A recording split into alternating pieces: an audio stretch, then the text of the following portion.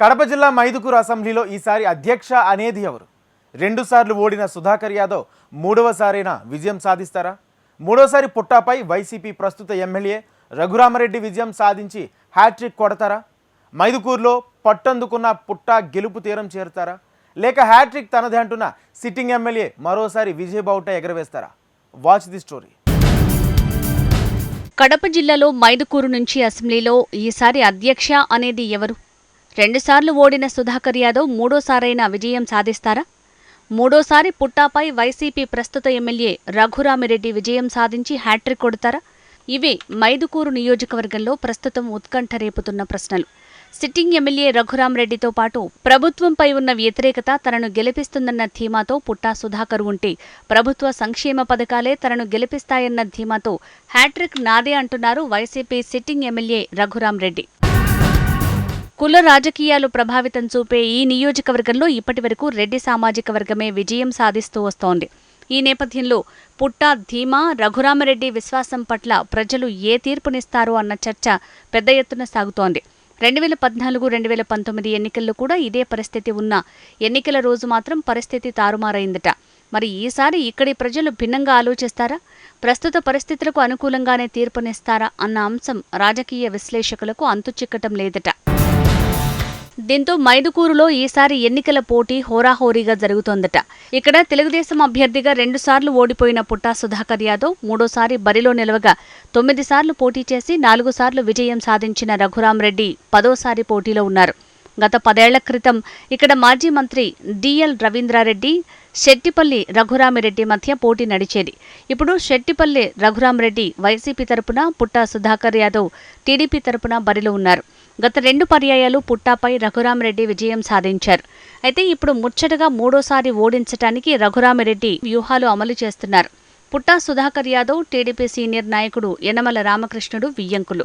అలాగే తెలంగాణ మాజీ మంత్రి తలసాని శ్రీనివాస్ యాదవ్ కూడా వియ్యంకుడే. దీంతో పుట్టా సుధాకర్ యాదవ్ రాజకీయాల్లోకి 2011 సంవత్సరంలో మైదుకూరు టీడీపీ అభ్యర్థిగా రాజకీయాల్లోకి ప్రవేశించారు. అంతకుముందు ఈయన ప్రముఖ కాంట్రాక్టర్. 2014 ఎన్నికల్లో ఓడిపోయినప్పటికీ టీడీపీ ప్రభుత్వం ఏర్పడటంతో సుధాకర్ యాదవ్ టీటీడీ చైర్మన్గా పనిచేశారు. ఆ సమయంలో నియోజకవర్గంలో కక్షపూరిత చర్యలకు పాల్పడ్డారని ఇతనిపై పలు ఆరోపణలు ఉన్నాయి. దువ్వూరు మండలానికి సంబంధించి జరిగిన ఓ చిన్న సమస్యలో ఒక సామాజిక వర్గానికి చెందిన వారు సుధాకర్ యాదవ్ కారు ఆపినందుకు ఆ సామాజిక వర్గానికి చెందిన 40 మందిపై కేసు పెట్టి దాదాపు 4 సంవత్సరాలు వారిని కోర్టుల చుట్టూ తిప్పారు. మళ్లీ 2019 ఎన్నికల వేళ ఆ కేసును రాజకీయ లబ్ధి కోసం విత్డ్రా చేసుకున్నారు. మరోవైపు సుధాకర్ యాదవ్కు కులపిచ్చితో పాటు ప్రతీకార మనస్తత్వం ఉందనే విమర్శలు లేకపోలేదు. దీనికి తోడు 15 సంవత్సరాలు రాజకీయాల్లో ఉన్న సుధాకర్ యాదవ్ ఎవరిని కలుపుకుని వెళ్లాలో, ఎవరితో కలిసి వెళ్లాలో తెలియక సుధాకర్ విఫలమయ్యారని విమర్శలు ఉన్నాయి.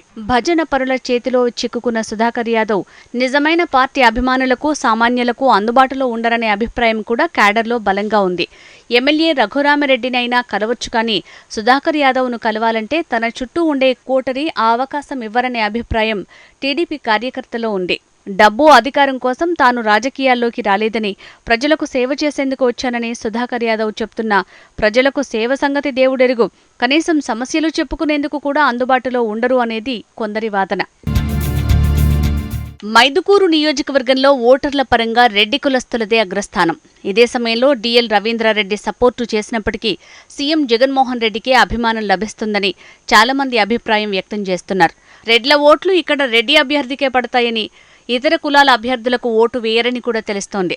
కొన్ని సందర్భాల్లో యాదవ్ నోరుజారుడు మాటల వల్ల కూడా కొంత ఇరకాటంలో పడుతుంటారని ఆయన అనుచరులు చెప్తున్నారు. ఈసారి ఎన్నికల్లో ప్రభుత్వంపై వ్యతిరేకత, ఎమ్మెల్యే రఘురామిరెడ్డిపై ఉన్న వ్యతిరేకతే తమను గెలిపిస్తుందనే ధీమాతో సుధాకర్ ఉన్నారట.